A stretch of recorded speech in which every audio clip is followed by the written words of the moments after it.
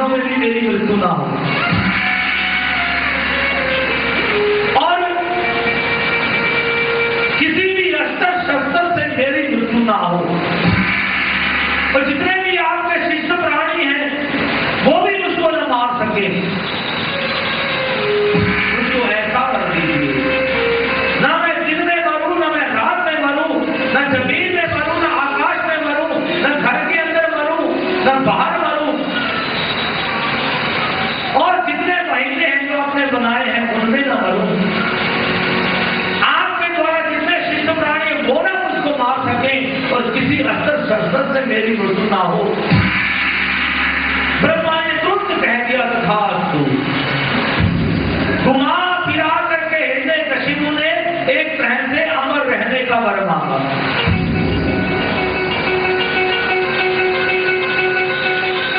ब्रह्मा जी वर देकर के चले गए। हिरण्यकशिपु का इतना बल बढ़ गया, अब तो वो बिना किसी भय के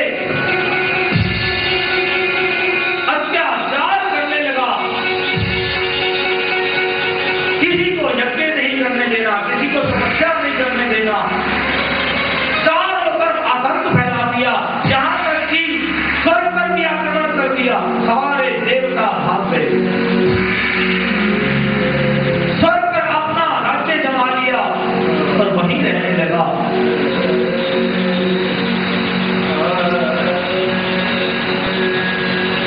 हिरण्यकशिपु के घर में 4 पुत्रों ने जन्म लिया। सुखदेव जी कहते राजन, उनमें से प्रहलाद जी ऐसे भगवान के भक्त बने, इतनी निष्ठा है भगवान में, इतने शरणागत हैं। प्रहलाद जी जब 5 वर्ष के हुए तो हिरण्यकशिपु ने क्या किया, अपने पुत्र को गुरुकुल में भेजा। गुरुकुल में शुक्राचार्य के पुत्र हैं शंड और अमर्क, दोनों के पास प्रहलाद शिक्षा ग्रहण करेंगे, इसलिए गुरुकुल में भेज दिया। प्रहलाद जी गुरुकुल में गए और जाकर के शिक्षा ग्रहण करने लगे। शंड और अमर्क जो कुछ सिखाते हैं वो प्रहलाद जी सीख लेते हैं, जो जो पूछते हैं उसका सही सही जवाब भी दे देते हैं।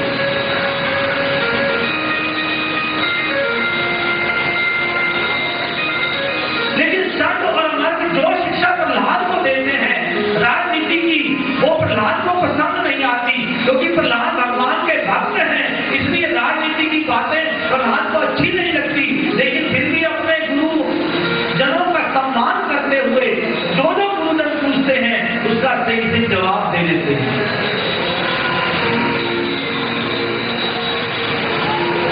शंड और अमर्क ने देखा कि प्रहलाद बड़ा सुंदर जवाब देता है, सही जवाब देता है, अगर हम इसको इसके पिता के पास ले जाएंगे तो इसके जो पिता हैं वो जब इससे कुछ पूछेंगे ये सही जवाब देगा तो प्रसन्न हो जाएंगे। हिरण्यकशिपु असुर सम्राट और प्रसन्न होकर के हमें इनाम देंगे। ये सोच करके शंड और अमर्क ने प्रहलाद को साथ में लिया और ले गए उसके पिता के पास। लेकिन पहले प्रहलाद अपनी माता के पास गए। प्रहलाद जी की माता का नाम है दयालु। माँ ने अपने पुत्र को सुंदर सजाया, अच्छे कपड़े पहनाए और पिता के पास भेजा।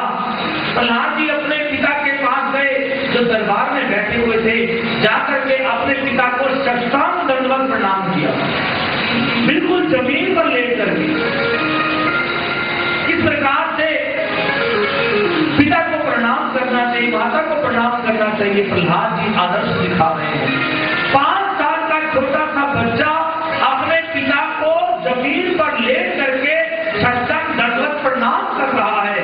ये देख करके हिरण्यकशिपु को इतनी प्रसन्नता हुई कि अपने पुत्र को उठा करके गोदी में बिठाया, गले से लगाया और हृदय गदगद हो गया कि मेरा पुत्र इस प्रकार प्रणाम कर रहा है।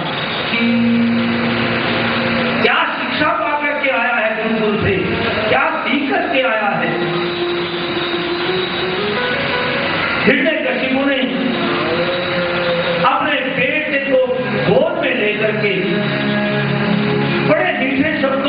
प्रहलाद से पूछा, बेटा प्रहलाद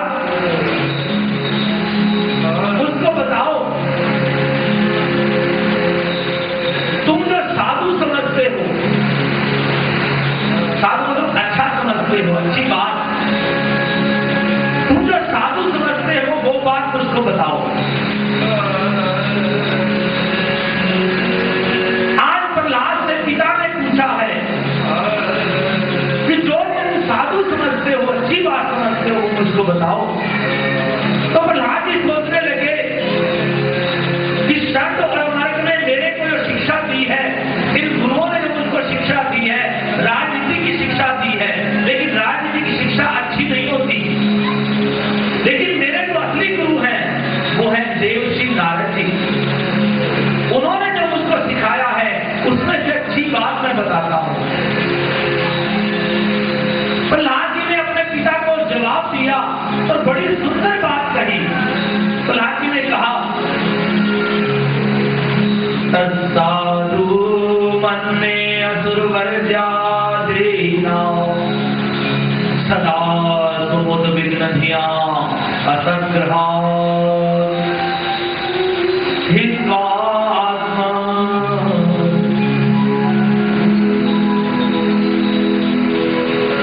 हित्वात्मरूपं वनं यद्हरिं मास्ते।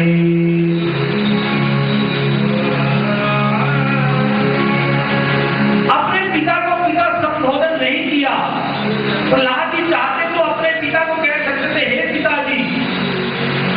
प्रहलाद जी ने अपने पिता को क्या कहा, हे असुर सम्राट, तब साधु मन ने असुर वर्जा नहीं नाम, हे असुर सम्राट। अर्थात इसके पीछे क्या भाव है?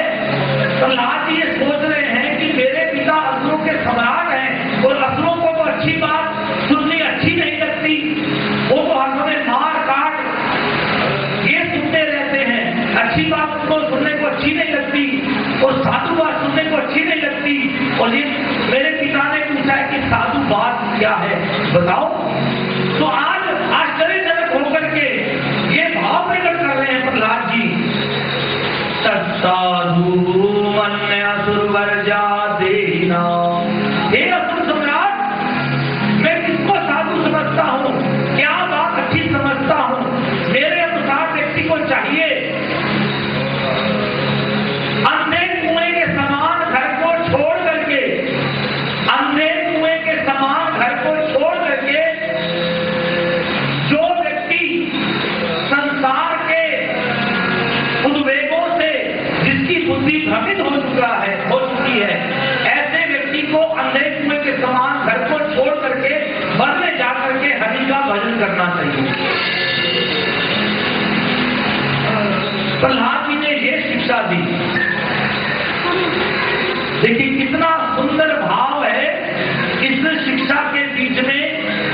हमको ऐसे समझ नहीं आता, लेकिन जिन्होंने इसकी टीका की है, जो हमारे वैष्णव आचार्य हैं और हमारे गुरु महाराज जी की इसकी बड़ी सुंदर भाव से व्याख्या बताते हैं कि जिनकी बुद्धि संसार के उद्वेगों से भ्रमित हो चुकी है, ऐसे व्यक्ति को चाहिए कि अंधे कुएं के समान घर को छोड़ करके, अंधा कुआं कौन सा होता है?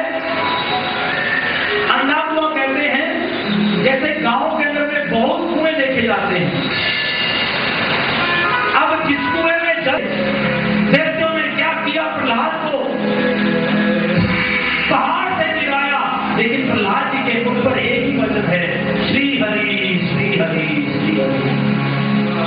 पहाड़ से गिराया तो भी कुछ नहीं हुआ, हाथियों के नीचे कुछ लगाया तो भी प्रहलाद जी को कुछ नहीं हुआ।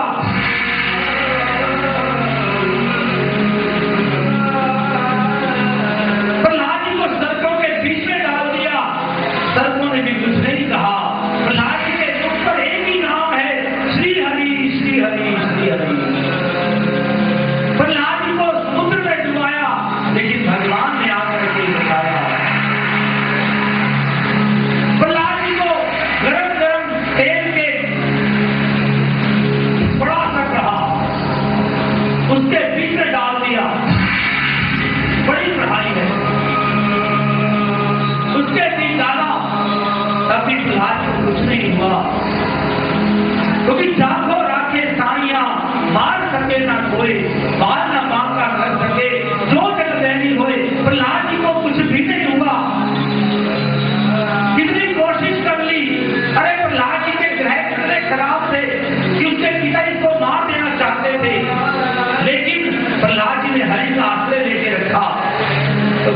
का कुछ नहीं बिगाड़ पाया।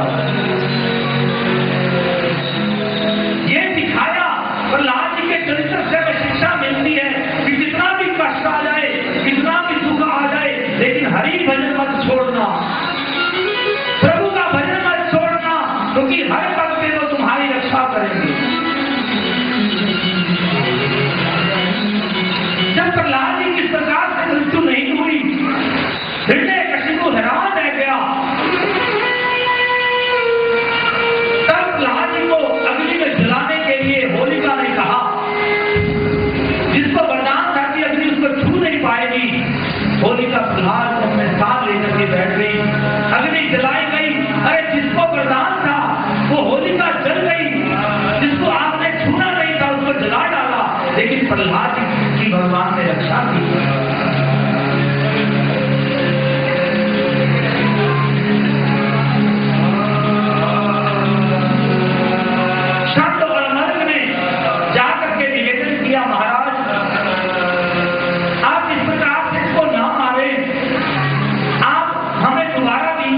हमारे गुरुदेव शुक्राचार्य बाहर गए हुए हैं, जब वो आ जाएंगे तो शायद इसको समझाएंगे तो समझ जाएगा। एक चांस दीजिए, एक मौका दीजिए, शायद हम इसको सुधार सकें। हिरण्यकशिपु ने कहा जाओ ले जाओ, देखो सुधार करके अगर सुधरता है तो। अब प्रहलाद को ले गए और प्रहलाद जी को फिर से शिक्षा देने लगे। अचानक षंड और अमर को कहीं जाना पड़ गया और षंड और अमर चले गए, तो पीछे प्रहलाद जी असुर बालकों को भगवान की भक्ति की शिक्षा देने लगे और बड़ा सुंदर उपदेश दिया। असुर बालकों को क्या कहते हैं?